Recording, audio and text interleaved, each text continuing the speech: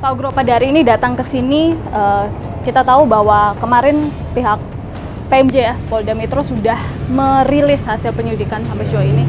Tadi kita sudah masuk ke dalam melihat sendiri seperti apa kondisinya. Dari semua yang sudah kita lihat dan juga penjelasan dari penjaga, apa yang bisa Bapak simpulkan sampai sejauh ini? Terutama juga terkait dengan jendela tadi ya, di mana kita melihat juga.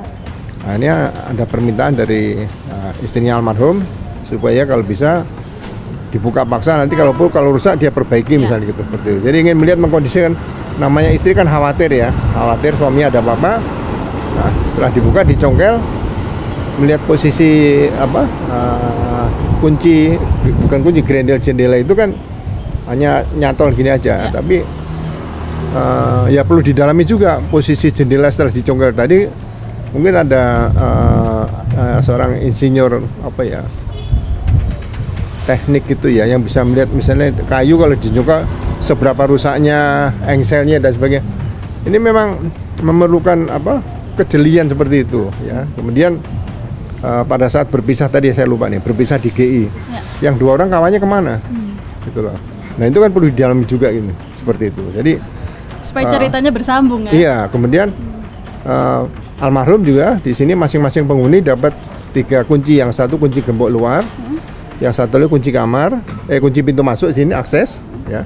Kemudian kunci kamar, nah situ loh. Nah peristiwa waktu per waktu dari perjalanan tadi, mungkin itu harus dievaluasi sampai waktu ditemukannya jenazah di kamar tersebut. Ini yang harus dievaluasi sampai tuntas nanti.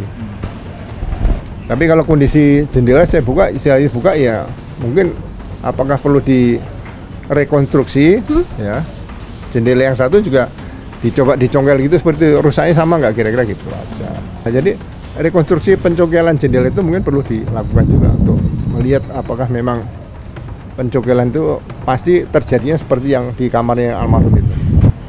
Baik, terima kasih banyak Pak Ugro. Sekali lagi atas waktunya, terima kasih juga atas kesempatannya. Kami tadi boleh diizinkan juga masuk. Oh iya, nggak apa-apa. Tadi kan kita izin semuanya. Baik. Terima kasih sekali lagi Pak, selamat sore. Apakah lebih pada tekanan pekerjaan atau pada tekanan personal? Ya, artinya kalau bicara tekanan ya tentu dari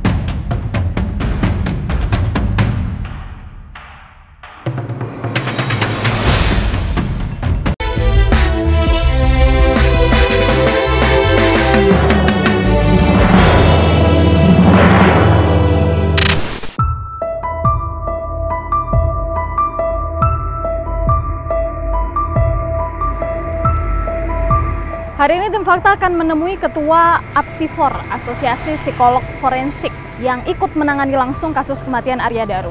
Apa saja temuan-temuan yang berhasil mereka dapatkan? Kita temukan faktanya.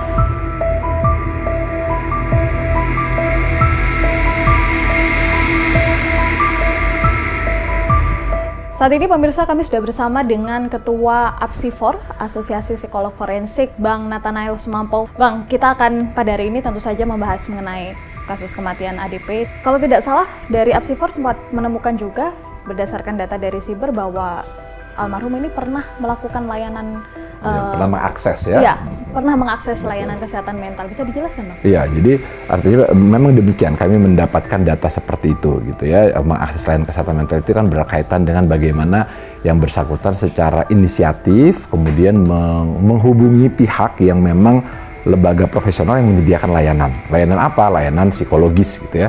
Bentuknya apa? Layanan psikologis di mana misalnya individu yang mengalami itu bisa mengemukakan apa yang dirasakan, masalahnya. Jadi kalau kita bilang konseling ya, ditemukan kan seperti yang saya jelaskan kemarin di 2013 ada, 2021 juga ada, kurang demikian.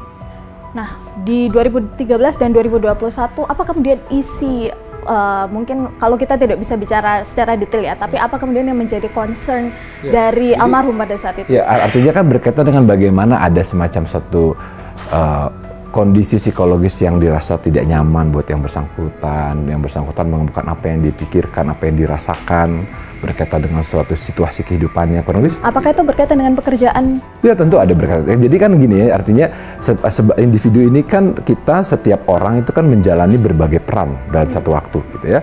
saya sebagai seorang ayah, saya sebagai seorang suami, saya sebagai seorang dosen, misalnya dalam hal ini saya juga sebagai seorang psikolog, saya juga sebagai bagian dari anggota masyarakat atau komunitas di mana saya juga terlibat di dalamnya. Tapi yang paling menjadi concern dari almarhum pada saat itu, apakah lebih pada tekanan pekerjaan atau pada tekanan personal? Karena kalau kita tahu di tahun 2013, almarhum ini bahkan statusnya masih belum jadi diplomat gitu ya, masih menjadi staf KBRI saja. Artinya apakah tekanannya sedahsyat itu? Pada saat itu. Iya, artinya kalau bicara tekanan ya tentu dari kontribusi dari berbagai konteks tadi gitu ya, yang dialami oleh dia sebagai seorang individu. Saya pikir yang pertama tentu ya, tidak semua data-data harus disajikan ke publik.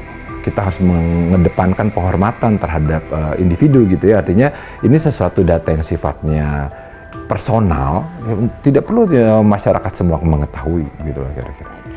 Beberapa waktu lalu kami sempat mengontak langsung gitu ya teman dari yang bersangkutan ini, almarhum, di sekitar tahun 2013-2014 rekan kerjanya, dan ia mengatakan bahwa selama mengenal almarhum dalam masa itu satu kamar mereka, bahkan ini tidak tampak adanya satu masalah atau bentuk tekanan seperti itu. Nah, yang harus kita pahami adalah yang paling mengetahui mengenai apa yang kita pikirkan, yang kita rasakan gitu ya, itu kan adalah kita sendiri gitu ya. Orang lain ya bisa saja kemudian dia mengamati tertentu dan sebagainya, tapi yang paling tahu apa sebenarnya adalah kita. Bang, melihat kalau kita bicara metode kemudian ya, metode kematiannya, ini kan melilit lakban itu bukan sesuatu yang lazim begitu ya. Kalau dari sudut pandang psikologi untuk melakukan bunuh diri dengan melakukan hal seperti ini kan sangat gak lazim. Apakah almarhum ini sudah sedesperate itu atau seperti apa? Yang pasti bisa jadi ini tidak lazim, tetapi ini bukan sesuatu yang pertama ya. Di Indonesia pernah terjadi, di luar negeri juga sesuatu yang pernah terjadi. Sempat kemarin disebut dalam rilis ya, kalau almarhum ini berdasarkan analisis psikososial begitu, cenderung menutupi perasaannya. Artinya ini kan tidak ada keterbukaan gitu ya dengan keluarga. Apakah ini disebabkan karena maaf ya adanya masalah dengan istri almarhum sendiri? Ayolah kita kedepankan empati gitu ya. Pertanyaan-pertanyaan seperti ini sesuatu yang kemudian menurut saya sangat personal, itulah kira-kira ya. Tidak perlu publik sangat mengetahui segala sesuatu, dan kami pun sebagai psikolog ada kode etiknya gitu ya. Jadi artinya berbagai kemungkinan ada, tapi maksudnya kita tidak melihat ini sebagai suatu apa ya, potongan-potongan informasi saja. Informasi-informasi dari berbagai pihak, informasi-informasi dari berbagai dokumen sumber data itu memberikan kayak semacam kepingan-kepingan puzzle yang kemudian kita satukan, sajikan, helikopter view menemukan suatu katakanlah simpulan atau temuan yang bermakna. Terima kasih banyak Bang Nel atas waktu.